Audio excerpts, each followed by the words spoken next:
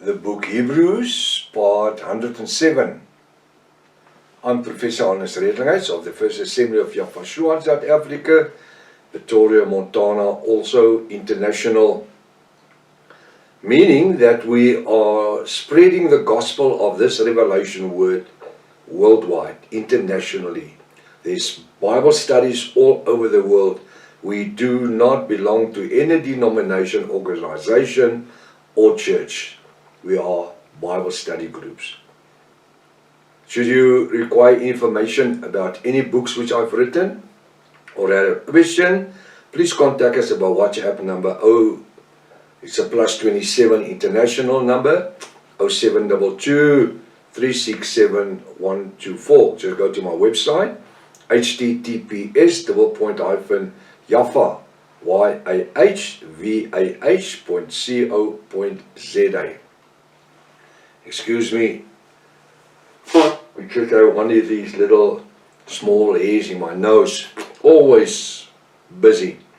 I once thought I wanted to remove my moustache and my wife said, "You dead." And I don't want to go home right now. We still got work to do, so it won't shave me.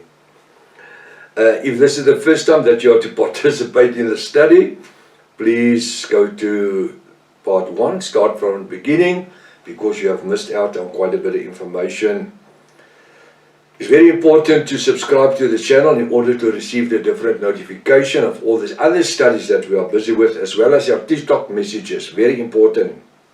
Please send this link to your friends and family. Make sure these have a 1611 King James Bible, pen and a notepad ready. Welcome to Breakfast with Prof. Hannes. You are very, very welcome. We are busy with Hebrews chapter 7 verse 1, and I trust you've done your homework. Have you discovered a couple of things that you never noticed before? Have you now suddenly see a different picture of what we were taught before? Let's see. I'm just going to use verse 1 just to start. For Melchizedek, for this Melchizedek, king of Salem, priest of the Most High, which is Yafah, who met Abram returning from the slaughter of the kings and blessed him, to whom, verse 2, also Abram gave a tithe, a 10th part of all. So, let me give you the eschatological history. Father Abram's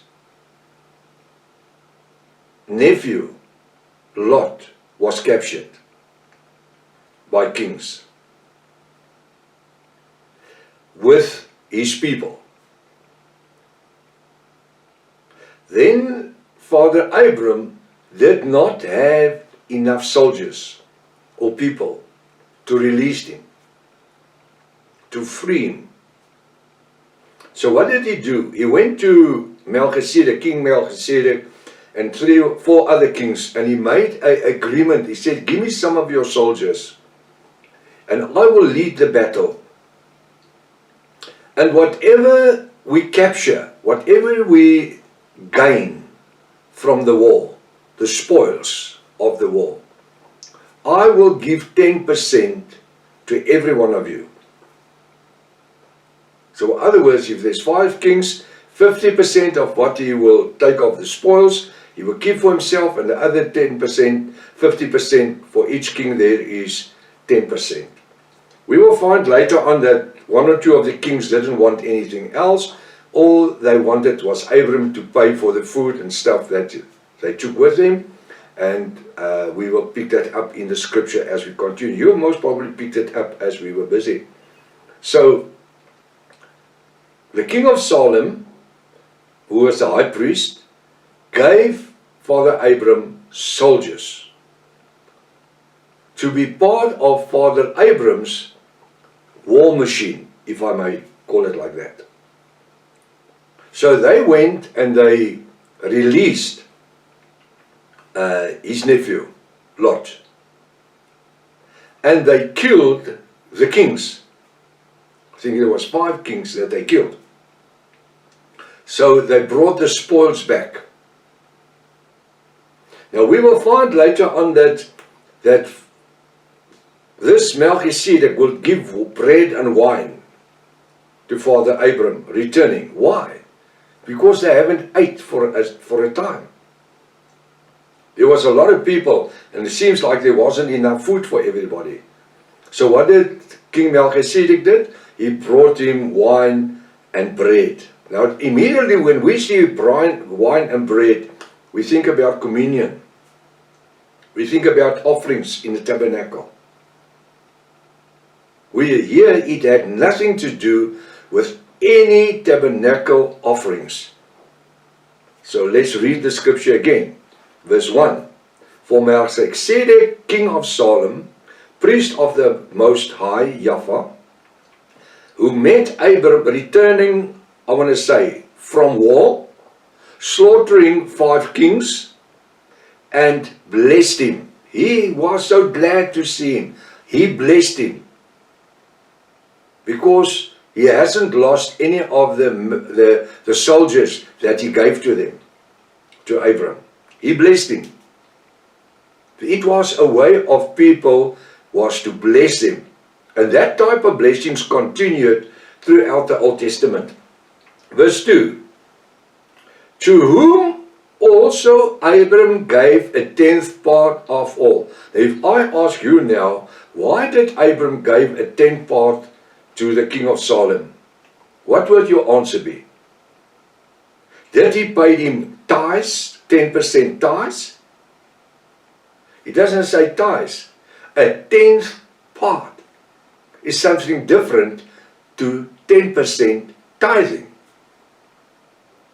Tithing is something that you do continuously. You can tithe daily, you can tithe weekly. For people that's earning salary weekly, they tithe weekly, and the guys that earn their salary monthly, they tithe monthly. Why? Because the tithing has become part of the Old Testament 613 laws of Moses to provide for the tabernacle and the priest and the priest's sons, for them that served in the tabernacle and later in the temple. So what happened? We see he paid a tithe of 10%. He didn't pay a tithe, he paid 10th part of all. He doesn't use the word tithe, 10th part. With other words, 10% of the bait that he obtained, he gave to King Melchizedek, to whom also Abram gave a 10th part of all, whatever they took. First being, by interpretation, King of righteousness. Now suddenly, we must look at the scripture and also to the wording which is used. Because certain statements is going to be made here, which I will show to you, although it's written in the Bible, it was impossible for it to happen that way. And that's why I'm in the eschatology for more than 57 years of my life. I go and get the history right from the beginning. And then I bring that history in comparison with the words. I trust the Bible, but I don't trust the Catholics who's done the translations of the Bibles and the reviewing of, but the Protestants translated the Bible. Well, they were all Catholics before they became Protestants. So who do you think they were? They were all Catholics that became converted Protestants. That's something else that I'll speak to you later on. Verse 2. To whom also Abram gave a 10th part of all. So we understand this is not tithing. If I give a 10th part of something, I give it once. I give it once. And when I tithe according to my income. and my blessings, then I will give a tenth of my tithing, or a tenth part of what I have as a tithing. And this is without the tithing, tenth part of a tithing, the churches can't exist. Sorry, and it's just like it is. And that's why this has been enforced the way it's been done, especially in the last 600 years, in the time of Protestantism and Charismaticism. Alright, so he says, to whom also Abraham gave a tenth part of all. So we understand there's no tithing. First being by interpretation, king of righteousness. So, king of righteousness. Who was the king of righteousness? Well, the Bible says King Melchizedek. Yeah, but wasn't Yahushua the king of righteousness? Because the word king of righteousness is referring to a king that is sinless. A king that cannot sin. And I don't see that King Melchizedek was a king of righteousness. He was a priest. If he was a high priest, then the interpretation of king of righteousness would have been easier to link to him. But he wasn't a high priest. He was just an ordinary priest. And this is what I want you to see. The difference, that's why we started off with the character of a priest and the character of a high priest. A priest is under a high priest. The priest is not the one that does the offering for the sacrificial sins of the nation. The high priest is. To whom Abraham gave a tenth part of all, first being by interpretation. Now this word, first being by interpretation, it can be interpreted. It's not a fact. That word, first being by interpretation, that says it's possibly that King Melchizedek wasn't the king of righteousness. But it's by way of interpreting, making him king of righteousness. And this is what the churches is using. So I'm asking a question. Where does the word interpretation comes from? Was it in the original manuscript? Or was it something that was brought in by way of reviewing? Because with every reviewing of a Bible, there's certain words that just flows in, and the churches puts it there and bring it in to give backbone to their dogma and their teachings and their theology. First being by interpretation, king of righteousness. So you see now immediately, this King Melchizedek seems like a very holy man.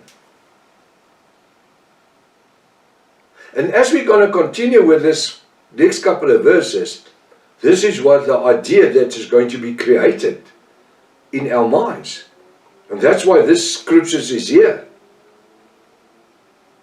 But we need, with every line, we need to put a question mark and see if it's possible that it could have happened. Because we also got our own brains, own minds. We are not robots. We can read something and you can see, but this doesn't make sense. But we were made to believers. You see, for many, many, many years, more than 600 years, in the time of Protestantism, the people were made not to think about the Bible. They had to trust the priest. Like the Catholics, the priest is the only interpreter of the priest in the Catholic Church is the only interpreter of the word, as they call it, of God. And nobody is ever to put a question mark behind anything that the priest says. And that's why you will never find a Catholic that put a question mark to any Catholic priest. Now that same brain input also became part of the theology of Protestantism. 600 years ago, when it was started, more than 600 years, people were not to question the pastor. People were not to question the priest or the reverend. Why?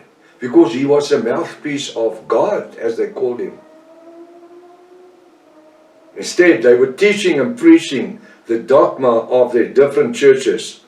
Why are there so many different church denominations in the world? That's why for 26 years, more than 26 years, I don't belong. I was a pastor all my life. I don't belong to no denomination. Why not? Because I will not function under the rules and regulations of a church, because then I need to preach the dogma. The moment I'm affiliated to a certain group, I've got to preach and teach their dogma. Otherwise, there's no salary. Unfortunately. Let's get back. First being interpretation, king of righteousness. And after that also king of Salem, which is king of peace. Now the time has caught up with us. I want you to take this verse 2 and like a piece of fish, go and just unravel it and see if you can read anything there which you never knew before. If His Father's will, tomorrow morning, we are going to continue where you are living right now. Blessings. Maranatha. Yahshua is coming back again. Hallelujah.